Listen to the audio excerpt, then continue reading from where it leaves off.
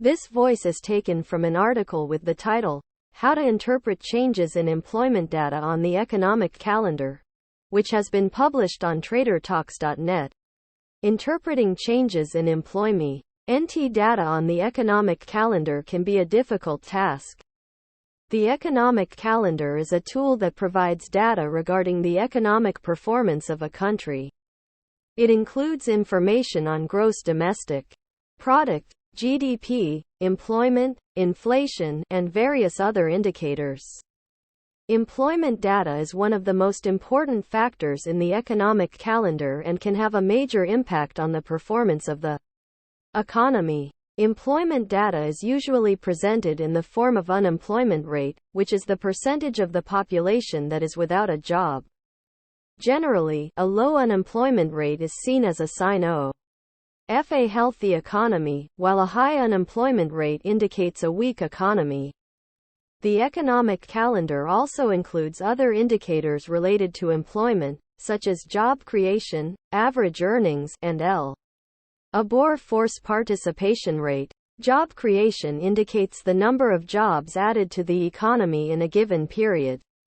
Average earnings indicate the average amount of money earned by an individual in a given period. And the labor force participation rate indicates the percentage of the population that is either employed or actively looking for work. When interpreting changes in employment data on the economic calendar, it is important to consider the overall trend. If the employment data is generally increasing, then this could be a sign that the economy is growing. However, if the employment data is decreasing, this could be a sign that the economy is contracting. It is also important to consider other factors such as inflation and GDP growth when analyzing the employment data. In addition, it is important to look at the specific numbers that are reported in the economic calendar. For example, if the job creation figures are higher than the average earnings figures, then this could be a sign that the economy is creating more low-paying jobs than high-paying jobs. On the other hand, if the average earnings figures are higher than the job creation figures, then this could be a sign that the economy is creating more high-paying jobs than low-paying jobs. Finally, it is important to look at the current economic conditions when interpreting changes in employment data on the economic calendar. The economic calendar can provide valuable information, but it is only part of the story. It is important to take into account the current economic conditions in order to make a more accurate assessment of the employment data.